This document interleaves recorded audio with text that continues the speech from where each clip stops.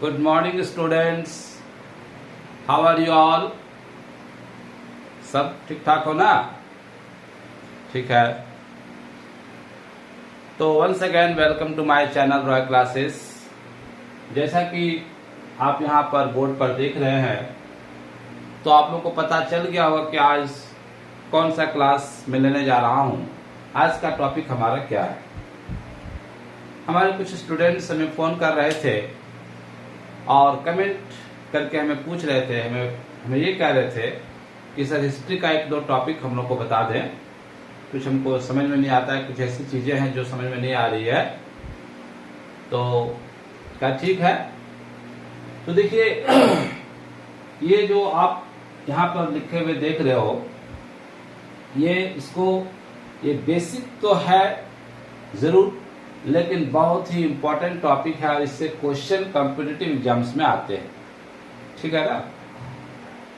तो इसमें देखिए क्या है कि आप जब हिस्ट्री पढ़ते होंगे तो उसमें से आप जो डेट्स वगैरह उसमें लिखे हुए देखते हैं, उसमें रहता है ईस्वी पूर्व, ईस्वी 226 ईस्वी पूर्व, 3500 ईस्वी पूर्व, इस तरह से लिखा रहता है। 78 ईस्वी, 72 ईस्वी ऐसे लिखा रहता है।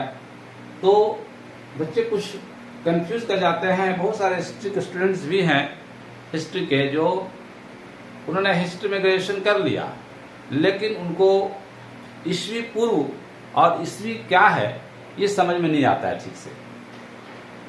तो मैं इन्हीं कुछ बेसिक चीज को मैं लेकर के आया हुआ हूँ इस टॉपिक में, और बहुत ही इम्पोर्टेंट टॉपिक है। आप इसको ध्यान से पढ़ोगे और बेटा इससे रिलेटेड क्वेश्चन एग्जाम में आते हैं, है ना। तो आज पहले इसको समझ लो, उसके बाद आपका सारा चीज इसमें क्लियर हो जाएगा और इससे संबंधित जो भी क्वेश्चंस रहेंगे आपको परेशानी नहीं होगी। देखिए इसमें हम जानते हैं कि ये जो बीसी लिखा हुआ है और एडी, बीसी और एडी, इसमें क्या अंतर है। बीसी क्या होता है, एडी क्या होता है। तो देखो हम इसको एक टाइम लाइन हमने खींचा है, इसके अनुसार से, इसके अकॉर्डिंग हम इसको समझने का प्रयास करेंगे। देखिए यहाँ पर क्या है, ये पूरी लाइन हमने खींची है यहाँ से लेकर के वहां तक, मतलब ये उधर चलता चला जाएगा, उसका कोई एंड नहीं है।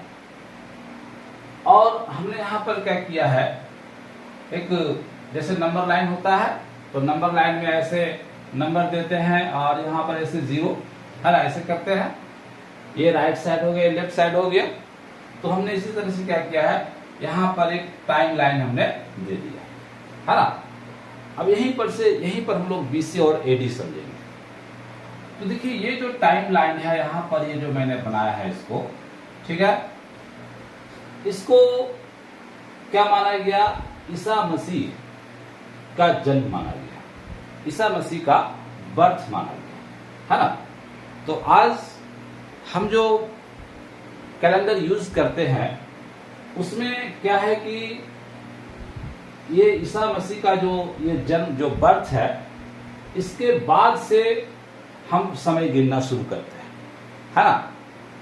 तो ईसाइयों का कहना है, क्रिश्चियंस का कहना है, उनके मानने वाले का कहना है कि हमारा जो समय जो है यहाँ से शुरू होता है, जब से ईसा मसीह का जन्म हुआ तब से शुरू होता है ना। तो उन्होंने क्या किया, समय को यहीं से माना, और इसीलिए क्या है, यहाँ से हम लोग अब बढ़ते चले जाते हैं राइट साइड में। ठीक है, अब मान लो कि इसको हम 0 मान लेते हैं। यहाँ पर ईसा मसीह का जन्म हुआ, अब उसके बाद से समय 1 साल गुजरा तो 1 हो गया, 2 साल गुजरा तो 2 हो गया, इसको 3 साल गुजरा तो 3 हो गया। तो इस तरह से जब ये समय गुजरता चला गया, इसको मान लिया गया ईस्वी। ठीक है ना, मतलब ईसा का जो जन्म हुआ उसके बाद का समय, उसका कालखंड। ठीक है ना। तो इसको जो है किससे डिनोट किया गया है, एडी से। किससे डिनोट किया गया है, एडी से। और एडी का क्या होता है फुल फॉर्म, एनो डोमिनी, मतलब ईसा मसीह के जन्म का वर्ष, है ना, ईसा मसीह के जन्म का कालखंड। ओके, तो ये हमारा क्या हो गया, एडी हो गया।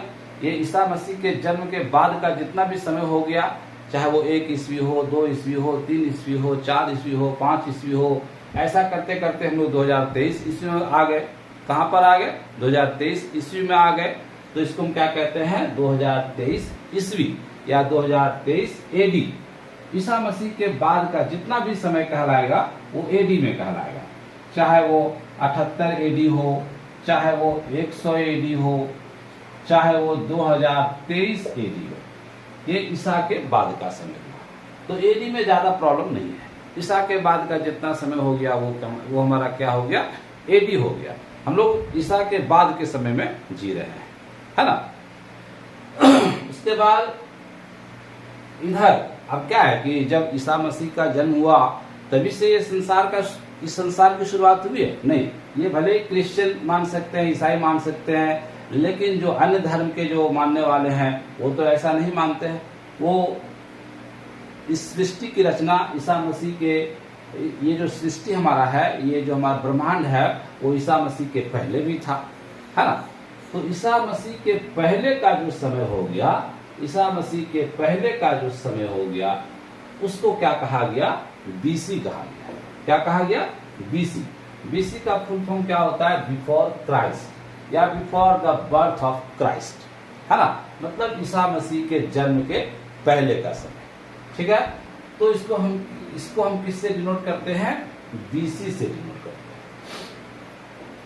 हैं। ओके, अब जैसे ईसा मसीह के जन्म, अब कोई घटना अगर घटती है ईसा मसीह के जन्म के कुछ साल पहले, है ना, मान लो कि ईसा मसीह के जन्म के 200-300 साल पहले कोई घटना घटी, तो हम इसको क्या लिखते हैं, 300 बीसी लिखते हैं।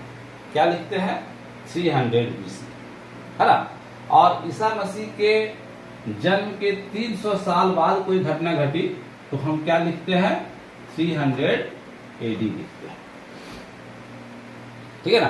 तो ये हमारा क्या हो गया, बीसी और AD, before the birth of Christ, और एनो डोमिनी मतलब ईसा मसीह के जन्म के बाद का समय, ईसा मसीह के जन्म का कालखंड। ठीक है ना। अब बीसी और एडी, लेकिन अभी क्या है कि जो कुछ हिस्टोरियंस हैं वो बीसी को बीसीई लिखते हैं और एडी को सीई लिखते हैं। तो बीसी मतलब क्या हो गया, बिफोर कॉमन एरा। अब कुछ ऐसे हमारे बहुत से धर्म है हमारे इस संसार में, तो अब उसी को ईसाइयों के धर्म को ही वो बड़ा क्यों माने, तो उन्होंने क्या किया, एक कॉमन चीज लिखा, बीसीई, बिफोर कॉमन एरा, इसको सब कोई मानते हैं, और सी लिखा कॉमन एरा, मतलब ईसा मसीह के जन्म के पहले का जो समय है वो बीसी, और जन्म के बाद का जो समय है वो सी। अब देखिए, ये तो समझ में आया कि ईसा मसीह के जन्म के पहले का समय और ईसा मसीह के जन्म के बाद का समय, है ना। अब देखो इसमें क्या है, जैसे मान लो कि हम कहते हैं कि गौतम बुद्ध का जन्म, है ना, गौतम बुद्ध का जन्म कब हुआ, देखो यहाँ पर है, गौतम बुद्ध का जन्म 563 बीसी में हुआ और उनकी मृत्यु 483 बीसी में हुआ, है ना। अब ये क्या है, हिंस क्या हुआ कि गौतम बुद्ध का जन्म ईसा मसीह के जन्म के 563, है ना। जैसे यहाँ पर 500 है तो 563 कहां पर आएगा, इधर में 563, मान लो ये 500 हो गया, यहाँ पर मान लेते हैं 563, तो यहाँ पर क्या हुआ, गौतम बुद्ध का जन्म हुआ, है ना। यहाँ पर गौतम बुद्ध का जन्म ईसा मसीह के जन्म के 563 साल पहले। उनकी मृत्यु हुई 483 ईस्वी पूर्व। अब यहाँ पर थोड़ा कंफ्यूजन हो जाता है, ये 563 साल पहले, फिर 483 ईस्वी पूर्व। तो अब क्या होता है कि ये जो है, जैसे यहाँ पर 500 हुआ, ये 400 होगा, ये 300 होगा, ये राइट साइड में चला जाएगा, राइट साइड में बढ़ते चला जाएगा। तो 563 साल पहले ईसा मसीह का, ये गौतम बुद्ध का जन्म हुआ और उनकी मृत्यु कब हो गई, 483 483 ईस्वी। मान लो कि यहाँ पर 483 हमारा आता है ना, तो यहाँ पर इनकी मृत्यु हुई। इसीलिए क्या होता है कि जो काम ईसा के पूर्व जो काम शुरू हुआ वो उसका जो नंबर रहता है बड़ा रहता है, और उसके बाद क्या होता है वो काम जब खत्म हुआ तो उसका नंबर छोटा रहता है। ठीक है ना, यहीं पर थोड़ा सा कंफ्यूजन हो जाता है।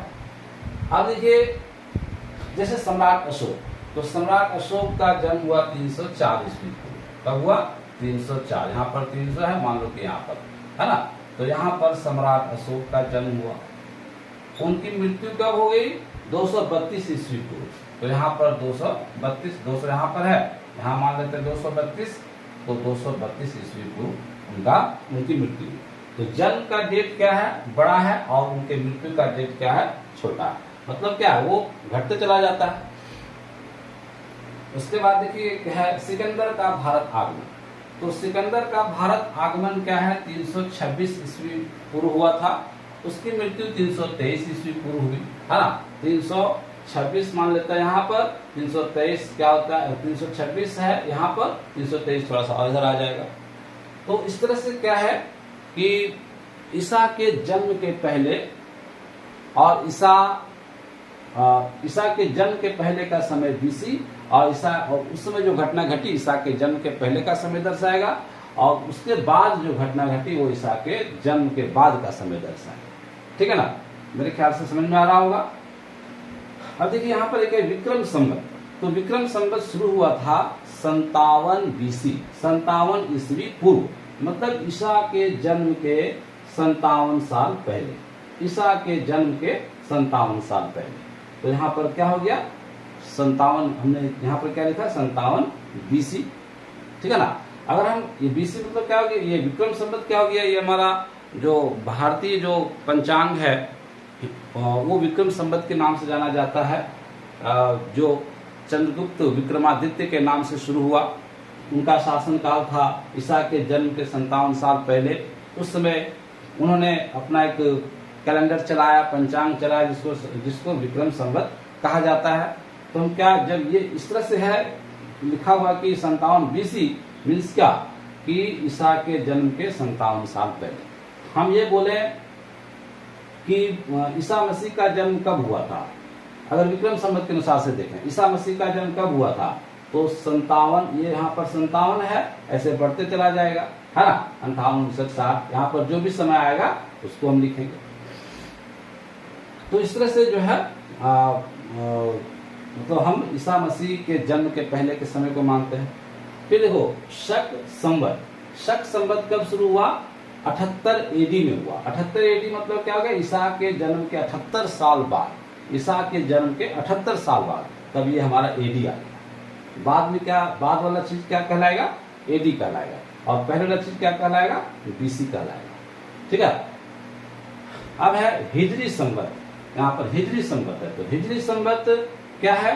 ये शक संवत जो है कनिष्क ने, हिंदू शासक थे कनिष्क, उन्होंने शुरू किया था। अब हिजरी संवत, तो हिजरी संवत जो है मुसलमान इस्लाम धर्म के मानने वाले जो हैं वो हिजरी संवत को मानते हैं। हिजरी संवत ये उनके जो प्रवर्तक थे हजरत मोहम्मद, उनके समय का, उनके कालखंड का ये समय है।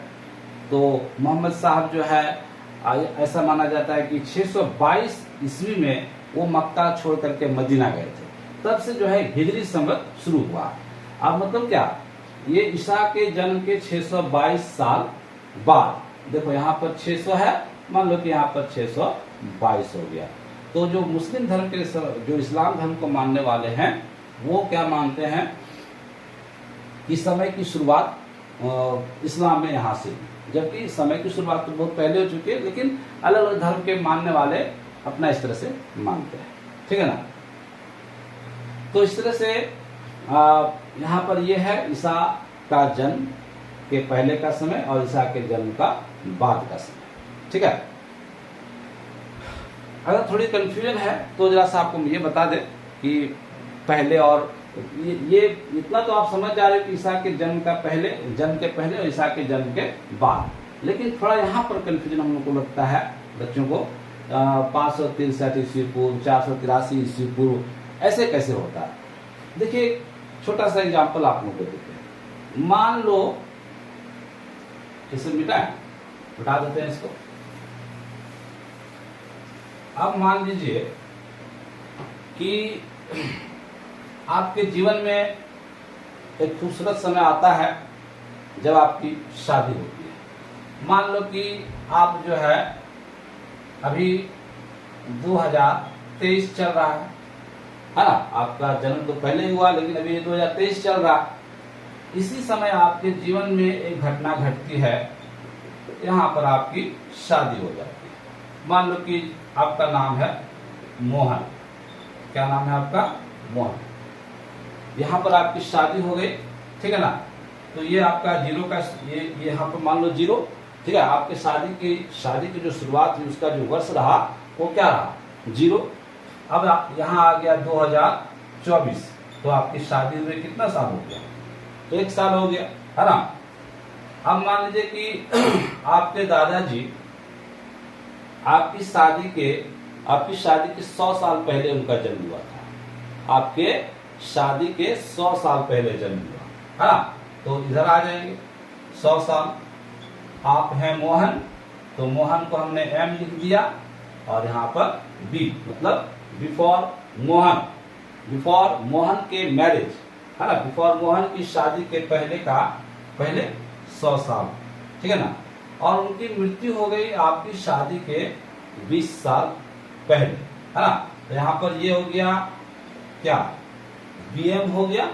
और आपकी शादी के 20 साल पहले उनकी मृत्यु हो गई, यहाँ पर 20 बीएम कर देंगे, है ना। मीन्स क्या हुआ कि आपकी शादी के 100 साल पहले आपके दादाजी का जन्म और आपकी शादी के 20 साल पहले आपके दादाजी की मृत्यु, ठीक है। देखो ये बड़ा है, ये छोटा है, ठीक है ना। ठीक उसी तरह से वहां भी कालखंड है।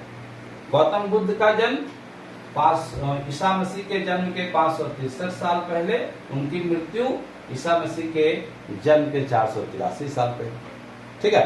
तो इस तरह से हम डेट को डिनोट करते हैं। इसमें यही सब थोड़ा कंफ्यूजन होता है। आपको इसमें से पता चल गया होगा कि ये इधर वाला पार्ट बड़ा क्यों होता है, इधर वाला पार्ट छोटा क्यों होता है, ठीक है। तो इस तरह से हम इन घटनाओं को समझते हैं। तो इसमें आपने क्या देखा कि ईसा मसीह के जन्म का जो पहले का जो समय है वो बीसी है और ईसा मसीह के जन्म के बाद का जो समय है वो एडी है, ठीक है ना। तो मेरे ख्याल से ये टॉपिक समझ में आ गया होगा।